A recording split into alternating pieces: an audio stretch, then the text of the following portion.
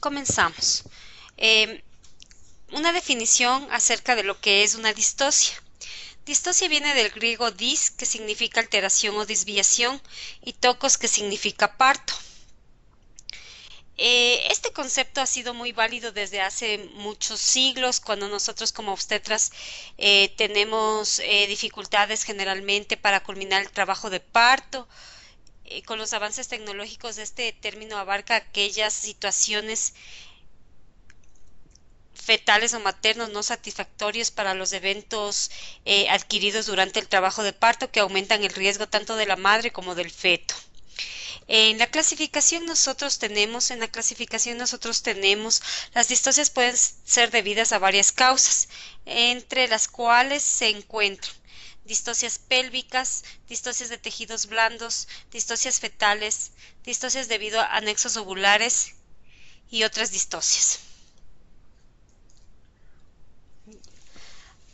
Es importante para nosotros comenzar y saber acerca del parto, si es que está viniendo bien o cómo estamos, en qué situación nosotros nos encontramos. Es importante saber primero las distocias pélvicas y con eso vamos a hablar acerca de los tipos de pelvis. Tenemos, como todos sabemos, una pelvis ginecoide. El estrecho superior es redondo, de predominio en su diámetro transverso como en el antero posterior. Esto es una pelvis ginecoide. La pelvis androide es una pelvis masculina reducido en todos sus estrechos o diámetros a la femenina, ¿sí? Entonces encontramos androide, que es la masculina y que está reducido los diámetros. La platipeloide, que es la reducción de los diámetros antero-posterior y del estrecho superior, como tenemos en este gráfico. Y la antropoide, el estrecho superior en forma ovalada con los diámetros anteriores y los diámetros transversos. Aquí tenemos todos los tipos de pelvis. Quiero retirar Mayra invitada.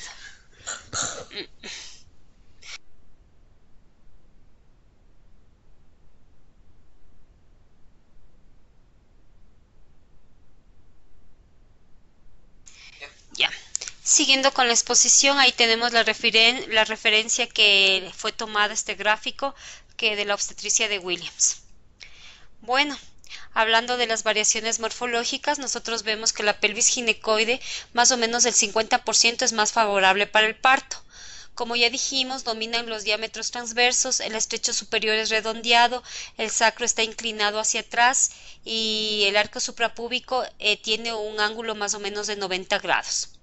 Como tenemos acá, ahora la pelvis antropoide, 35% la reducción de los diámetros transversos, el estrecho superior ovalado, el sacro recto y la arcada púbica está estrecha y cursa los partos en occipito posterior. Aquí tenemos la pelvis antropoide, que tenemos el 23% domina en los diámetros anteroposteriores, como vemos en el gráfico, y también tenemos que las paredes laterales convergentes a las espinas prominentes del sacro. Aquí tenemos un ángulo de la arcada púbico agudo, ¿sí? Como podemos ver en el gráfico. Y la platipeloide casi nos favorece en el parto en un 2%. Bueno, ahora vamos a hablar acerca de los estrechos y de los diámetros de la pelvis. El canal de parto tiene la forma de un embudo, como ya sabemos, una forma de un embudito, ¿no? Que describen 3 porciones: el estrecho superior, el estrecho medio y el estrecho inferior. Vamos a hablar acerca del estrecho superior. Este es el estrecho superior que nosotros tenemos, con sus límites posterior, lateral y anterior, ¿sí? Ahora vamos a hablar acerca de los diámetros del estrecho superior. Los diámetros del estrecho superior tenemos el antero-posterior, que tenemos aquí, el antero-posterior, ¿sí? Esta línea que nosotros estamos viendo. El transverso, que es el transverso, ¿sí? Y los oblicuos, que son estos que están entre líneas entrecortadas. Los diámetros antero-posterior tenemos el promontorio retropúbico, que es a la cara posterior de la sínfisis del púbico, y aquí el dato importante que nosotros tenemos en los diámetros anteroposterior, que es el anatómico, el obstétrico y el diagonal, que estos son los diámetros importantes que nosotros tenemos que valorar cuando tenemos un trabajo de parto, para saber en dónde se nos está quedando, qué está pasando con la paciente y cómo podemos ayudarle.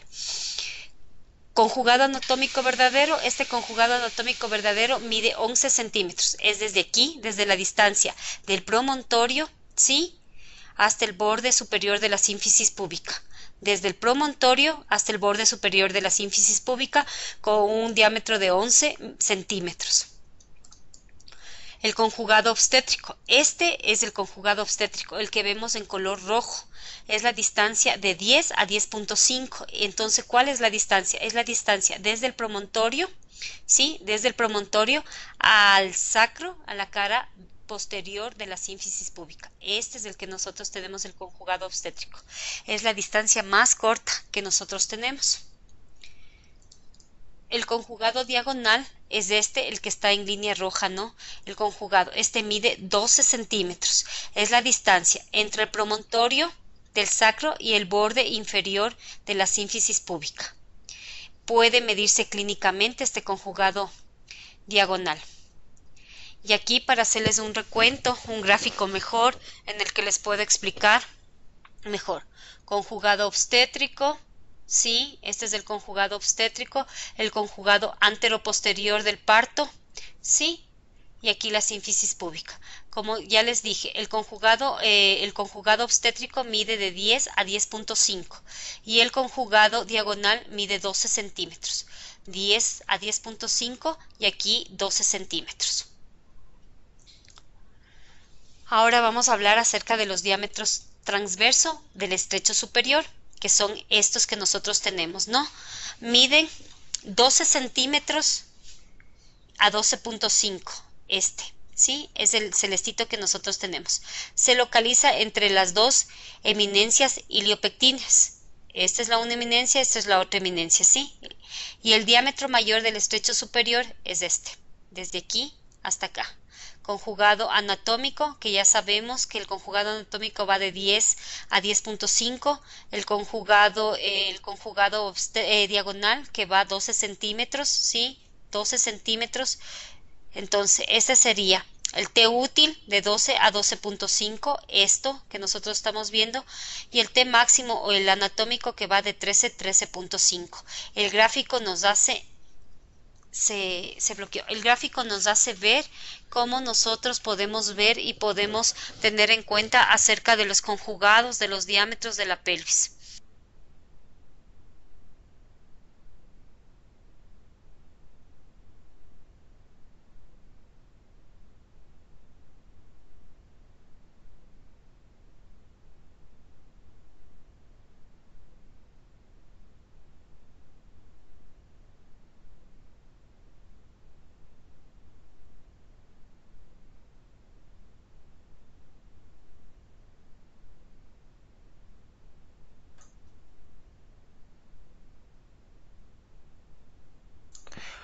Un momentito, por favor, estamos restaurando las diapositivas para continuar con la clase, para que no se pierda nadie.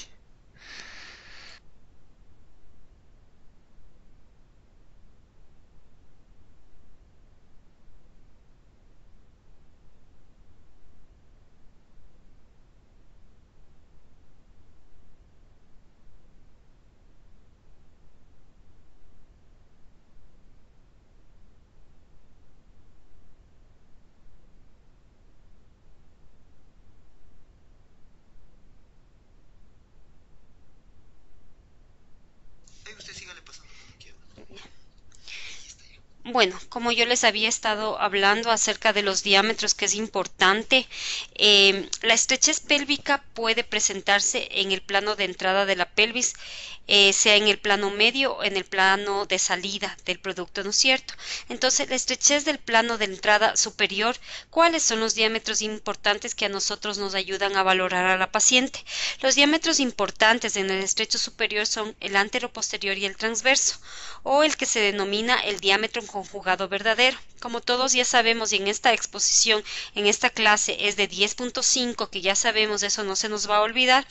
Entonces ese es el más importante que nosotros tenemos, que es el diámetro conjugado obstétrico, es la distancia entre el promontorio del sacro y el sitio más cercano de la cara posterior de la sínfisis púbica, como está aquí en el gráfico que nosotros vemos conjugado. Les pongo una flechita para que ustedes se ubiquen más y no se pierdan.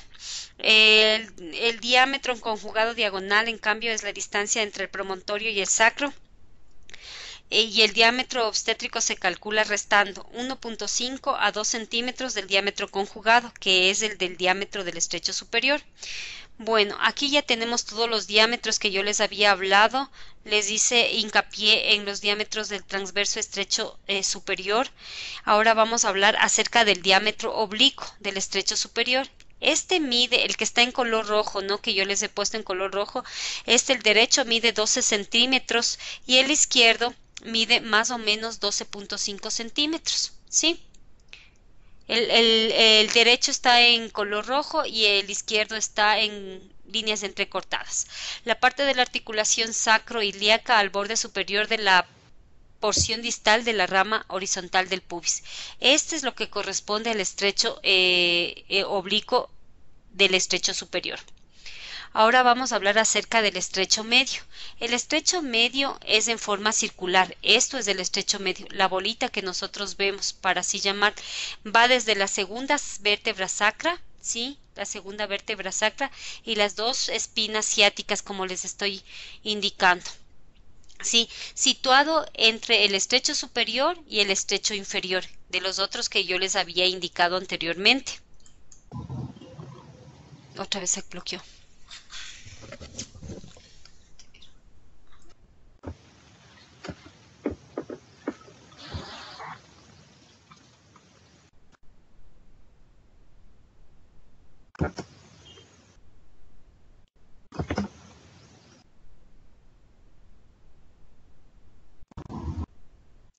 No. Nuevamente las diapositivas. Bueno, para hacerles un recuento, ¿no? Yo les había hablado acerca de las distocias de presentación. Entonces, ¿qué era importante? El término, el concepto que nos quede pendiente a nosotros. ¿Qué es una distocia? Una Distocias de presentación, así. Distocias del trabajo de parto. Distocias del trabajo de parto. En las distocias del trabajo de parto nosotros vamos a hablar acerca de las distocias pélvicas óseas, de las distocias de los tejidos blandos, de las distocias fetales, de las distocias. Ahí en las distocias fetales nosotros podemos ver el asinclitismo y todo que sería para la clase, para otra clase. Las distocias debido a los anexos ovulares y las distocias de las dinamias uterinas, ¿sí? Y otras distocias. Entonces, como yo les dije que es importante saber a qué tipo de pelvis nosotros tenemos, entonces ya les hablé del tipo de pelvis, de la pelvis ginecoide, de la pelvis androide, de la pelvis platipeloide y hablamos, o pelvis plana, sí, y ahorita estábamos hablando acerca de los conjugados que nosotros tenemos. Como yo les decía en la charla, el conjugado anatómico es el conjugado obstétrico es el más importante que nosotros tenemos y ese mide de 10 a 10.5 para valorar nosotros la estrechez de la pelvis, ¿sí? Entonces nos quedamos aquí ¿no? El estrecho medio que les estaba hablando, ¿sí? El estrecho medio que estábamos hablando que va desde la segunda vértebra sacra hasta las espinas ciáticas, ¿no? Que les había comentado. El estrecho medio es la excavación que corresponde al sitio donde el canal se incurva hacia adelante. Nosotros podemos ver, ¿sí? Y es la zona más estrecha de las espinas que nosotros tenemos en las líneas entrecortadas.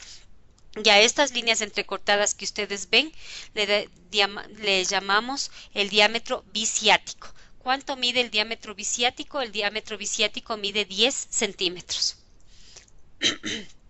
Perdón. En el estrecho medio suele presentarse todas las distocias óseas que nosotros podemos ver en los diámetros anteroposterior 11.5, en el diámetro transverso de 10 a 11 centímetros y en el sagital posterior 5 centímetros. Es en donde que se pueden presentar más las distocias de presentación. Aquí les puse un gráfico que nosotros podemos ver, ¿sí? Cómo valorar la pelvis. Estamos viendo las espinas ciáticas, estamos viendo la prominencia del promontorio, ¿sí? Y cómo nosotros vamos a valorar, que posteriormente les voy a explicar en otro gráfico. El estrecho inferior. Esto es lo que es el estrecho inferior que nosotros el último, en la línea roja y la línea verde que nosotros podemos ver. Está constituido por la sínfisis del pubis, sí, la rama descendente del pubis, la rama ascendente del isquion, la tuberosidad isquiática, el ligamento sacrociático y el coxis. Sí, esto es del estrecho inferior, que también podemos tener distocias en el estrecho inferior. Entonces, aquí ¿qué vamos a tener? El transverso o el diámetro biciático que yo ya les dije y le expliqué anteriormente. Anteriormente les expliqué entre las líneas cortadas.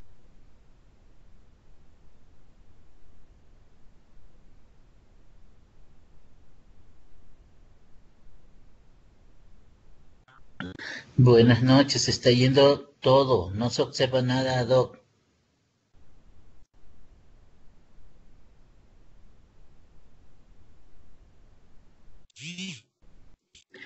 Algo pasó, buenas noches, no se ve nada.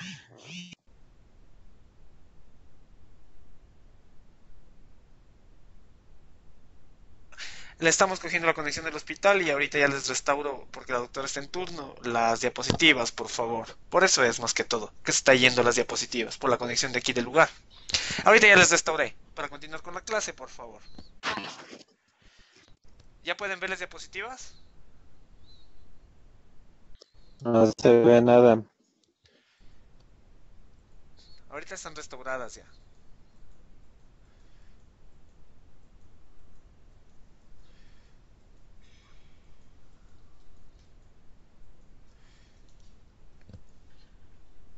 Bueno, la doc va a continuar con la clase, por favor. Ya, entonces continuamos con el diámetro del estrecho inferior. Como le estaba diciendo yo anteriormente, ya les había explicado que este diámetro es el biciático que nosotros tenemos de 10 a 11 centímetros. El anteroposterior, que es el anteroposterior de 8.5 a 9 centímetros y el sagital posterior de 7 a 8 que está en la línea roja que nosotros vemos. Ahora vamos a ver la valoración de la pelvis. ¿Cómo valoramos nosotros la pelvis? Trata de alcanzar la articulación lumbosacra, que es el promontorio, como vemos aquí, midiendo el diámetro promontorio o retropúbico que nosotros tenemos. Se debe deslizar los dedos hacia los lados, tratando de apreciar la forma que tiene el estrecho superior con el objeto de verificar cómo estamos constituido la pelvis. Si nosotros estamos frente a una pelvis ginecoide, a una pelvis androide, a una pelvis platipeloide. Por eso yo había informado y había dicho que es importante nosotros saber los tipos de pelvis.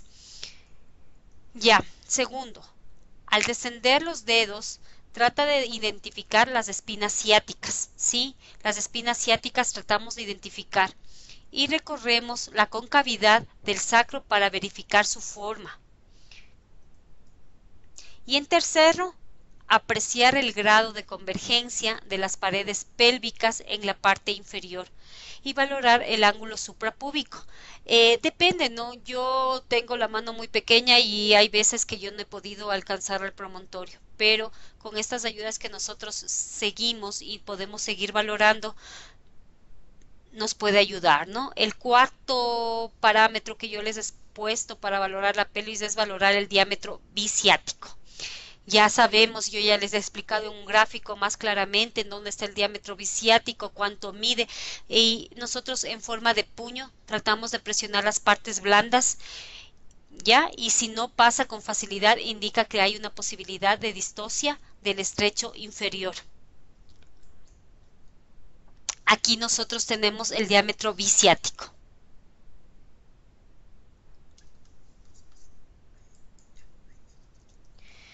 Ya.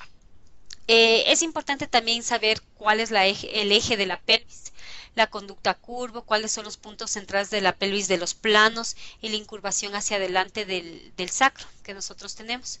Entonces, para esto nosotros tenemos que ver o saber que todos nosotros ya sabemos los planos de Hod. ¿Cuál es el primer plano que nosotros tenemos? El primer plano es el promontorio, borde superior de la sínfisis, ¿sí? Y por algo aquí les he puesto primer plano. Es el promontorio al borde superior de la sínfisis. El segundo plano, desde la segunda vértebra sacra al borde inferior de la sínfisis. Segunda vértebra sacra, borde inferior de la sínfisis. Les he puesto número 2. El tercer plano son las espinas ciáticas, que les he puesto aquí, desde cuarta a quinta vértebra. Está dividido en 1, 2, 3 con números romanos. Y el cuarto es el vértice del coxis que nosotros tenemos y estamos aquí. ¿Sí? Entendido ya el concepto de distosia, entendido los tipos de pelvis, entendido los planos que nosotros tenemos, continuemos con la exposición para ver en dónde se nos está quedando, ¿sí? ¿Cuál es el descenso fetal? Aquí les pongo el primer plano, el segundo plano, el tercer plano y el cuarto plano. De arriba hacia abajo. También podemos hacer un diagnóstico a nuestras pacientes con el descenso, ¿sí? El descenso si la presentación está alta, si está insinuada, si está fija, si está encajada o profundamente encajada.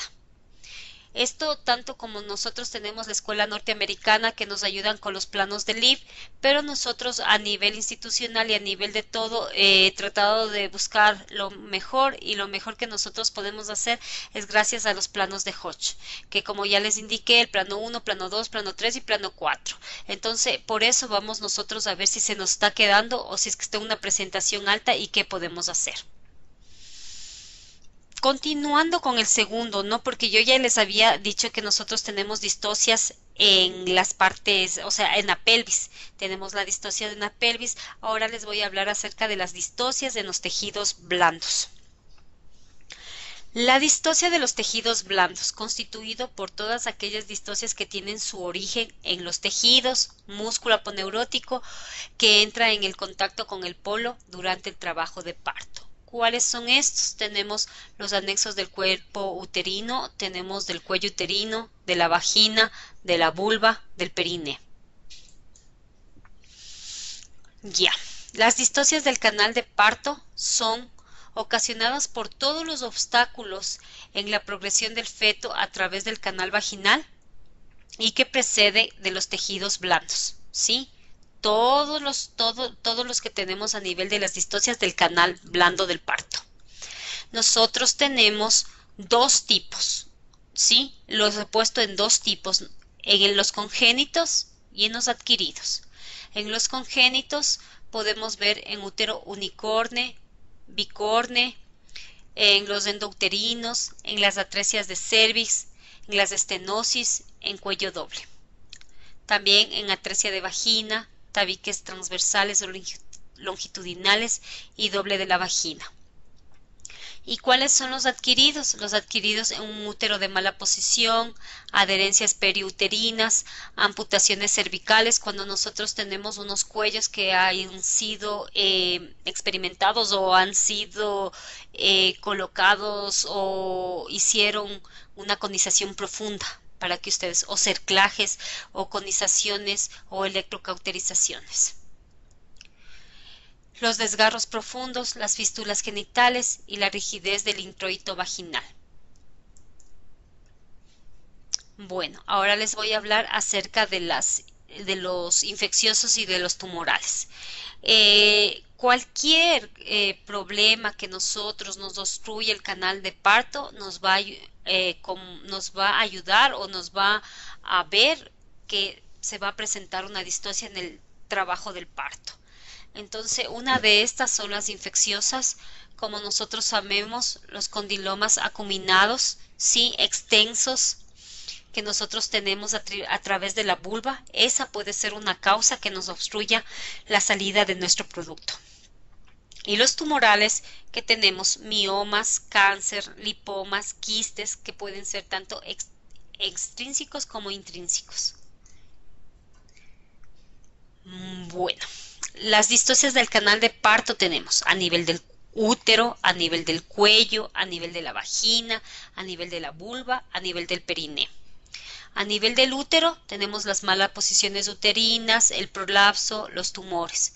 A nivel del cuello, las distocias cervicales, como les había explicado, cuando realizan una conización profunda, cuando tenemos un cerclaje, cuando tenemos una electrofulguración, que la paciente haya sido sometida. Distocias de la vagina, las malformaciones congénitas que nosotros tenemos, cirugía vaginal previa, tumores. En la vulva, que podemos tener varices, edemas, desgarro. Y distocias del periné, que podemos tener la rigidez, edema o cicatrices previas. Continuando. Distocias uterinas. Había hablado que es a nivel de todo el útero que nosotros tenemos. En los gráficos que ustedes pueden observar, yo les he puesto un útero unicorne, les he puesto un útero bicorne, les he puesto un útero doble, les he puesto un útero septado y les he puesto un útero a cuarto. Entonces, todo esto que nosotros podemos ver, nosotros ya tenemos la historia de la paciente, sabemos de la historia, si es que nosotros podemos ver y ya el antecedente de la paciente que tiene un útero bicorne, nos esperamos que solo el 40% de los embarazos tienen sobrevida fetal. Y si el embarazo ocurre en el cuerno uterino rudimentario, suele haber una ruptura uterina precoz debido al poco desarrollo de la pared uterina. Aquí nosotros tenemos unas tasas muy altas entre abortos, parto pretérmino, presentación podálica, que es muy alta. ¿Sí? Asimismo, como tenemos en los otros tipos de patología que nosotros podemos encontrar en el útero. Cuando tenemos un útero bicorne, un útero tabicado, ¿sí? El parto suele ser pretérmino, cuando el embarazo ocurre en el cuerno. A veces estos sí llegan a su avance a nivel del embarazo, pero en ocasiones cuando en el cuerno no es grávido puede ser un obstáculo para el desarrollo del parto y estos embarazos terminan en aborto.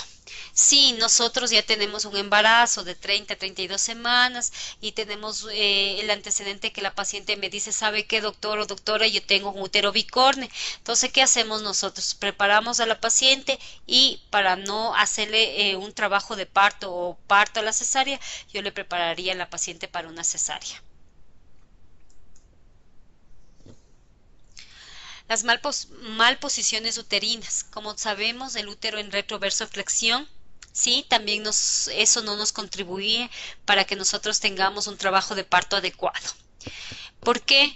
Porque a veces existen adherencias fuertes que no permiten la movilización del fondo uterino, ocasionan aborto o parto pretérmino. Y la fijación del fondo del útero al saco de Douglas, esto también puede impedir al progreso de la gestación y se dirige al abdomen. Entonces, esto también la mayoría de estas pacientes, cuando nosotros vemos, si nuestra paciente ya es conocida y tenemos un útero en retroversión, también nosotros ya nos pone un ojo a pensar que la mayoría de estas pacientes pueden terminar en cesárea. Otra de las variantes de las distocias a nivel de tejido óseo, de tejido blando, perdón, tenemos los prolapsos. Los prolapsos asociados a la multiparidad, el prolapso 1 y el prolapso 2 pueden presentarse en distocia cervical cuando se acompañan de hipertrofia del cuello. Es infrecuente el prolapso grado 3, pero en la mayoría de estos prolapsos, cuando nosotros vemos que en las pacientes que ya hemos tenido varios embarazos, hay pacientes que vienen con cuarta, quinta, sexta, séptima gesta, con prolapsos de este gráfico, como yo les pude observar, les pude colocar en esta diapositiva. Yo no puedo exigir a una paciente de estas características para que se desarrolle o continúe un trabajo de parto, porque por su prolapso está interrumpiéndome el canal vaginal, y como yo había dicho que toda interrupción que nosotros tengamos a nivel del canal vaginal, sea a nivel óseo o de tejidos blandos, nosotros tenemos que tener ojo para preparar a la paciente y tener en cuenta que la paciente podría ser una candidata para la terminación del embarazo por vía alta. Y también les voy a hablar acerca de las distocias cervicales. Nosotros, yo pienso que como ginecóloga es importante nosotros tener a una paciente, prepararle para el trabajo de parto. Tú en la consulta preguntas y le dices, ¿te preparaste para embarazarte? Y tú en la mayoría de la consulta, sea privada o pública, te dicen, no me preparé, doctora. Entonces tenemos un 90% de que las pacientes no se preparan. Entonces esto nos puede llegar a nosotros tener una clara idea de qué pacientes estamos teniendo en la consulta, privada o pública. Hay otras pacientes que me dicen, ¿sabe qué, doctora? Yo tengo o yo tuve o a mí me realizaron una conización, una electrofulguración. Me salió un Papa Nicolau con LIE de bajo grado, de alto grado. Ojo, ya nos puede pensar o nos puede llevar a pensar si yo a esta paciente le puedo colocar para un trabajo de parto, si es que yo tengo una conización muy profunda. El cuello no me va a soportar y yo voy a tener desgarros a nivel cervicales. Entonces es importante también ver el cuello. Yo les he puesto en esta diapositiva cómo es un cuello completamente sano en la primera imagen, y en la segunda imagen cómo es un cuello que está feo, medio rojo, está con un etropio, ¿sí? Entonces, esta distosia cervicales, para mi manera de pensar y de todo lo que yo he ido investigando, llevaría también a una distosia en el trabajo de parto. Entonces yo presentaría o yo ya le prepararía a mi paciente para la terminación del embarazo por vía alta. Sí, como yo les había hablado, aquí tenemos la distosia cervical primaria cuando no existe el antecedente de lesiones, sí, y la distosia cervical secundaria, como yo les había hablado, que hay en las multiparidades. Tenemos un desgarro cervical externo, tenemos cervicitis crónica, tenemos neoplasias, las pacientes que fueron intervenidas a conización, a electrofulguración, sí. Entonces les dejo para que ustedes piensen y vean en sus pacientes que ustedes tienen acerca de las distocias cervicales, que son un gran problema que nosotros hoy en día tenemos. La población que existe, mayor cantidad de HPV que tienen LIE de bajo grado, acuden a centros especializados, o hay pacientes que por su estatus económico va a cualquier centro y dicen, no, tú tienes LIE, hagamos deconización, los tratamientos que no han sido realizados correctamente. Pero eso ya nos hace pensar a nosotros, si esta paciente se embarazó, si esta paciente ya tiene 36, 37 semanas, tiene un antecedente de LIE de bajo grado o HPV, o un cuello que fue sometido a una intervención quirúrgica, nos hace pensar que este embarazo, ¿para qué yo voy a forzar a mi paciente a un trabajo de parto? No, yo planificaría, tanto a nivel público como privado, planificaría una cesárea. Sí, y ya vamos terminando acerca de las distocias vaginales. Tenemos las distocias de vagina doble, el tabique vaginal, ¿no? Que no es tan frecuente, pero sí nos encontramos con pacientes. El tabique vaginal, el transverso perforado, ocasiona la distosia si es resistente a la dilatación, porque hay veces que nosotros tenemos unos tabiques que en el momento que el producto está, a veces se rompe, pero el transverso, ojo, este ocasiona una distosia porque este es resistente a la dilatación. Y la atresia vaginal, causa de distosia por la resistencia que ofrece y no se distiende la vagina, está dura, está tensa y no se distiende la vagina. Las distocias de vulva, ¿sí? Nosotros cuando tenemos una paciente que ha estado con edema, las pacientes con edema generalizada, con un periodo expulsivo prolongado, los tactos repetitivos que hacemos cuando están en el centro de salud, y tacto, tacto, tacto, viene acá al hospital o a su consulta privada y ya tiene una vagina edematizada, roja, con tactos repetitivos. Eso también nos puede ocasionar una distosia en el trabajo de parto, ya que nosotros durante la expulsión podemos tener desgarros extensos o una infección de la episiotomía. Tenemos las lesiones infecciosas, tenemos el absceso de glándula de Bartolino, que puede ser un obstáculo para nosotros tener un trabajo de parto. El condiloma, ¿sí? y el herpes genital activo. Como podemos ver en los 3 gráficos, yo he tratado de poner lo más claramente posible para que se nos quede en nuestra memoria, y nosotros, si tenemos alguna paciente, ojo, pensar que en esa paciente nosotros tendríamos que hacer terminación del embarazo por vía alta. Y tumores, como nosotros sabemos, el fibroma vulvar, el sarcoma o el carcinoma vulvar que nosotros tenemos. Y para terminar, eso ha sido todo en la clase del día de hoy. Yo he tratado de explicarles lo más claramente posible. He puesto unos grafiquitos de primerito de la pelvis, de todo el tipo de pelvis. He puesto una valoración de cómo nosotros valoramos la pelvis. He colocado también los planos que nosotros tenemos que tener presente.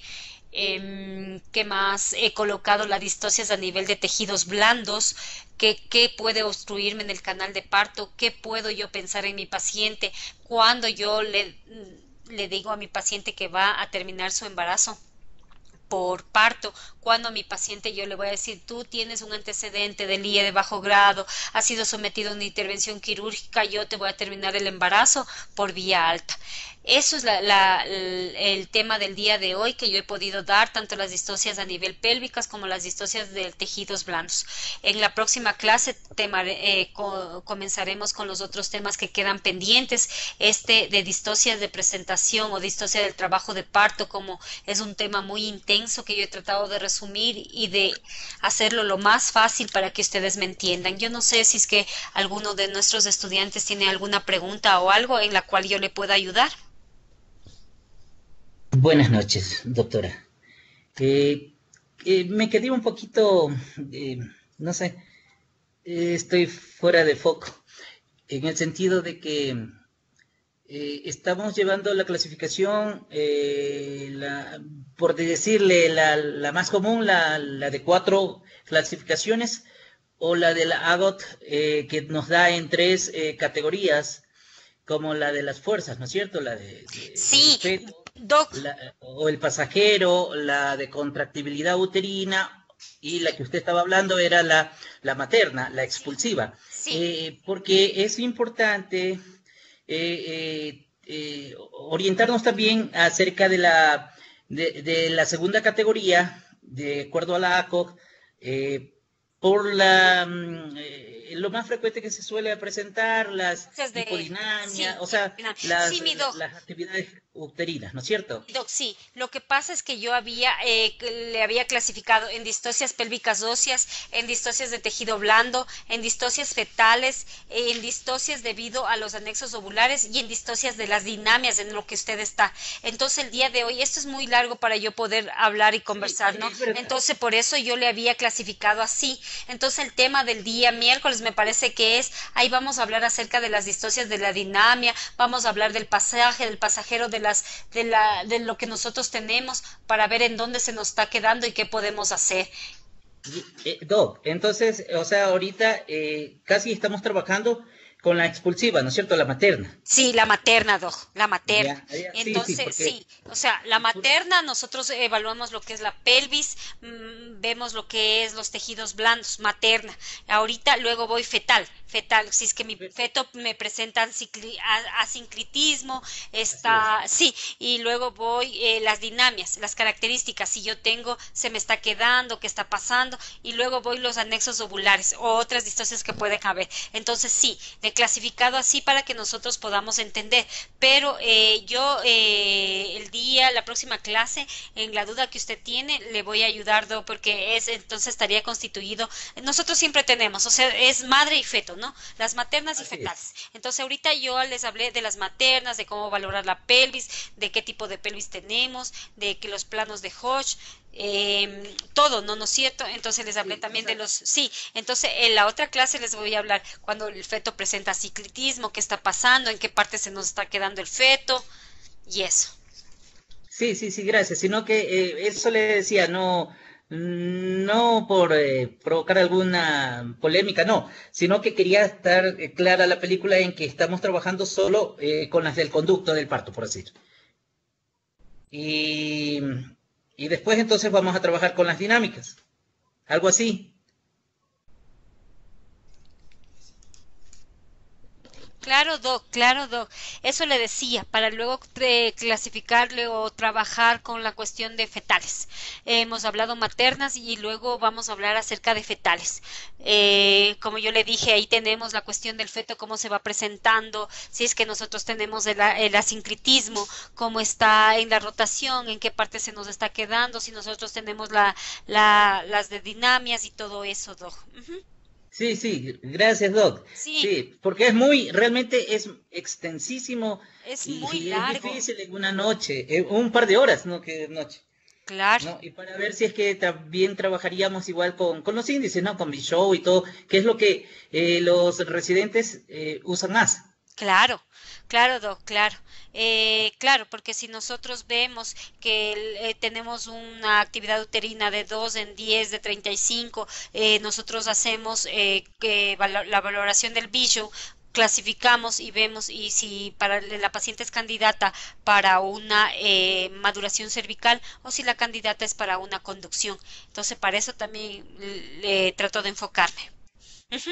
Y eso Mil le digo, gracias, no, no se Doc. preocupe, Doc. Entonces en la próxima clase hablaríamos lo que es la mala posición fetal, el asincretismo, la presentación compuesta. Vamos a hablar acerca de la macrosomía fetal, vamos a hablar acerca de la distosia de hombros, o porque usted conoce que distosia de hombros es un poco larga, en donde que están todas las maniobras que nosotros podemos hacer para sacar a nuestro producto. También en otros casos que nosotros tenemos fetales, como es la hidrocefalia, el parto múltiple. Sí, y distosia corporal, como son los tumores fetales, y luego hablaremos acerca de las distocias por anexos ovulares, mi dog. Vea, Doc, qué interesante sería, ¿no?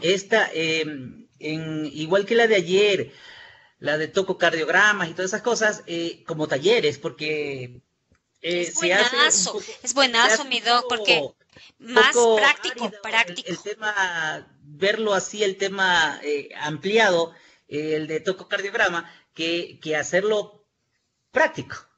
O igual como decir, vamos a valorar la pelvis y lógicamente todo lo que usted dijo nos han indicado en maternidad y todo, Sí, pero es bueno en la práctica. sí, sí, mi doc, yo he hablado porque yo también estoy invitada acá, yo he tratado de colaborar con la universidad para ayudarles y poder explicar, he tratado de dar mi mejor esfuerzo para que ustedes traten de comprender, porque uno como cuando uno hizo el posgrado, le pareció así tan árido y decir, no, estas cosas posteriormente yo no voy a utilizar, pero nosotros en la práctica clínica, en la práctica diaria, nosotros vemos y nos ponemos a pensar qué tipo de pacientes tenemos, cómo nos viene y sabemos que sí es útil, o sea, sí es útil porque nosotros vemos y si ya me viene un diámetro a nivel biparietal del que tiene 9.6, entonces y es su primera gesta, entonces yo ya me pongo a pensar, a desarrollar todos mis conceptos que tengo en mi mente y tratar de ayudar, porque lo mejor que nosotros tenemos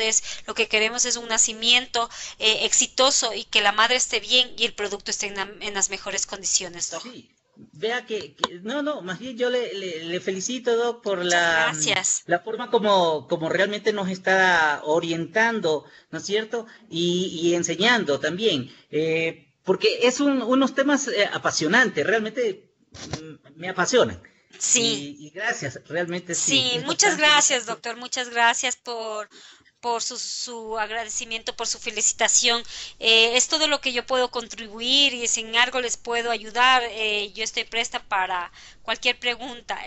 Hace un momentito me preguntan, la luxación de cadera es una indicación directa de cesárea. Nosotros Mm, vemos, Pero ¿aló? no necesariamente. Ajá, Ujú. nosotros, sí, esa es la pregunta que me ponen, ¿no? Entonces yo Ah, pienso que la paciente, como yo en todos los seminarios, en todas las charlas les digo, cada paciente es un mundo.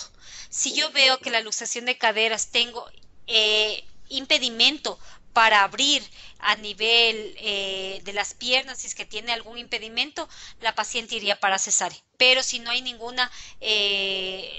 no hay ningún impedimento, la paciente tiene una abducción, una aducción completa y su canal de parto está bien, yo no le haría cesárea a la paciente, yo le trataría como un trabajo de parto y la paciente terminaría su embarazo por parto normal. Hay que ver sí, paciente, sí, siempre sí, nosotros Doc. vemos paciente. en el hospital docente de aquí de Riobamba tuvimos una paciente con una fractura de cadera y entre las 36 semanas, no, 32 semanas se le controló todo y parió normal. No hubo problemas. Claro, ujú. Sí, Doc, yo pienso que cada paciente es un mundo, cada paciente tiene sus antecedentes gineco-obstétricos, cada paciente debería ser evaluada individualmente para nosotros tomar la mejor conducta. Y como yo les digo, compañeros, siempre nosotros esperamos lo que es traer al mundo un bebé sano y una mamá que esté junto a su hijo. Gracias, doctores. A ustedes, gracias. Una buena noche. Bueno, muchas gracias por escuchar la videoconferencia. En la próxima clase, como dijo la doctora, se va a enfatizar en los temas que quedan pendientes y para que salgan de las dudas, mis estimados doctores. Y entonces nos veríamos el miércoles para continuar con este tema y para que sigan preguntándole a la doctora sus inquietudes. Les agradezco bastante por asistir aquí a la conferencia. Buenas noches. Ingeniero, muy buenas noches. Gracias. Ya, está bien. Entonces nos veríamos el miércoles, por favor, señores doctores. De igual la clase será subida a la plataforma, como siempre, y será subida a la diapositiva, para que puedan revisarla. Muchas gracias, buenas noches. Ok.